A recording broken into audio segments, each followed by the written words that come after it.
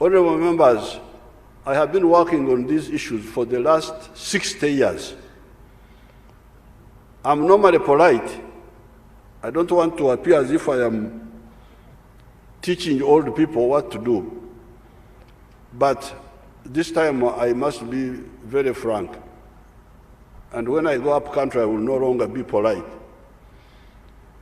These 7 activities, I have researched on them. They can give good money if you have got a small piece of land of 4 acres or less, and they have got a big global demand. This is why I am insisting on them. Coffee, fruits, dairy products, milk, poultry, pigs. I don't eat pigs, but I have no problem if you do. Fish farming, and food for the homestead. This is the medicine for the 4 acres and less. If you can't do all of them, do some. The ones with land that is bigger than 4 acres can, in addition, grow sugarcane, cotton, maize, tobacco, tea, cassava, bananas, do ranching, etc. Because the country needs these products for industry, for food, or as inputs to the intensive agriculture mentioned earlier, the agriculture of the 7 high-value activities. The agriculture of the commodities in the latter category we describe as extensive agriculture. Really, we must stop confusing ourselves. There is a difference between intensive agriculture, where you have got a smaller piece of land and you do enterprises which give good income, even when they are done on a smaller piece of land, as opposed to extensive agriculture, where you need big piece of land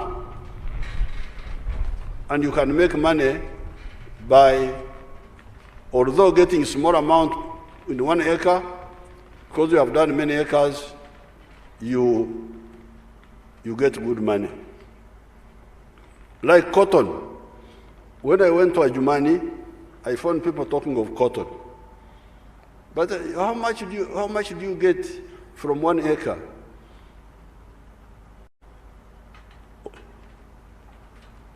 Of cotton in a year? General Moses told me that they were getting 1 million.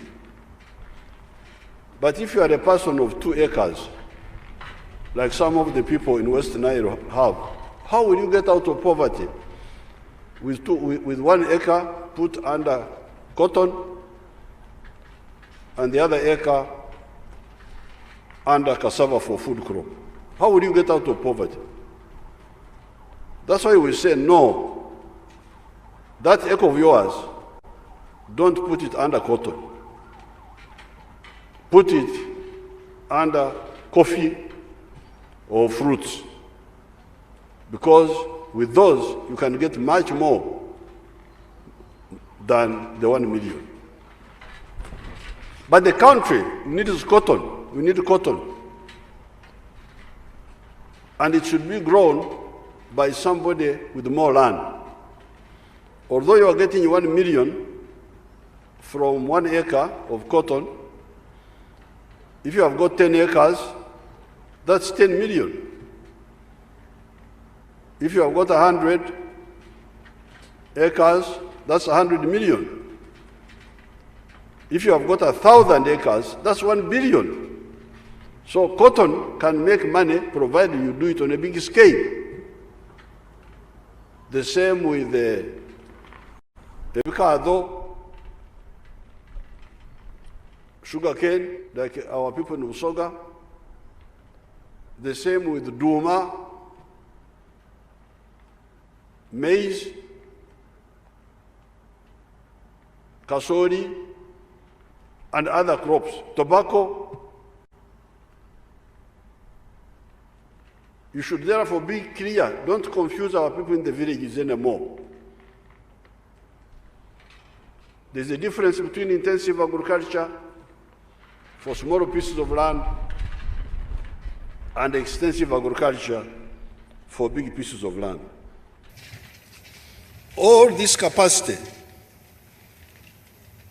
that has enabled the house of the wise man to withstand the force of the storm is long before the implementation of our parish development model, whose end result is to tap the production capacity of all the 7 million households in agriculture, relying on 7 high-value commodities of coffee, fruits, dairy products, poultry, pigs, fish farming, and food growing for those of 4 acres and less.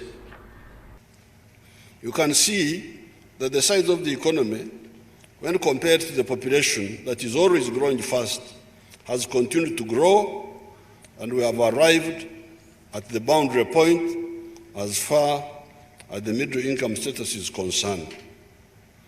Before the global destabilization by the Corona-19 and the Ukrainian crisis, Uganda was a country of surpluses that were crying out for markets in the form of sugar, maize, milk, chicken, eggs, bananas, cement, mitaimbwa, steel bars, soap, beers, etc., etc.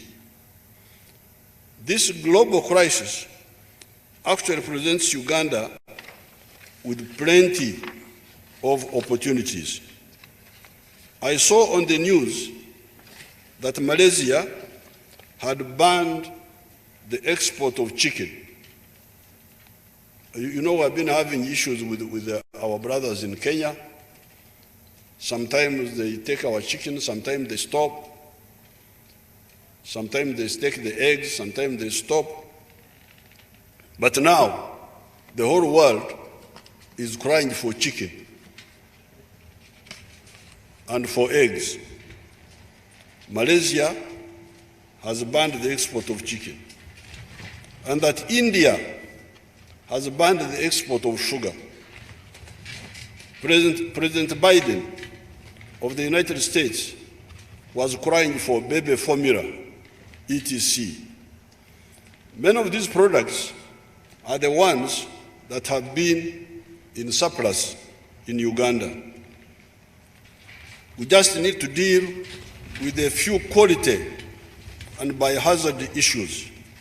The issue of aflatoxins will be dealt with by the proper harvest and drying methods, as well as the method of embracing the biotechnology. The door to our dairy exports will be opened when we, the cattle owners, vaccinate our cattle twice a year. If the government does not have the money to pay for the vaccines, we, the farmers, can do it. I am a farmer. I am one of the farmers, as you know. With 1,000 cattle, I would need Uganda shillings 15 million in a year for foot and mouth disease. With 1,000 cows, what is 15 million? I can pay this. So that even if the government doesn't have money, I am calling on the cattle keepers, let's vaccinate our cattle. Kama watu wa serikali hawana pesa, wacha sisi tufanye wenyewe. Given the lucrative export markets that will become available, like the one of Algeria, of US dollars 1.2 billion, this cost on the farmers will make sense. Because the Algerians have the demand for for milk. But they say, we hear you have got foot and mouth. They would buy the milk, all this milk we were talking about, but they fear these recurrent episodes of foot and mouth disease. The other crucial vaccine will be the one of CBPP, what the Banyankwere call Chihaha. With 1,000 cattle, we need Uganda shillings 850,000 in a year. So I really call upon the farmers to vaccinate at our cost for these two vaccines especially, the foot and mouth and the Chaha one, the CBPP, so that this issue, which stops our exports of milk and milk products, is dealt with.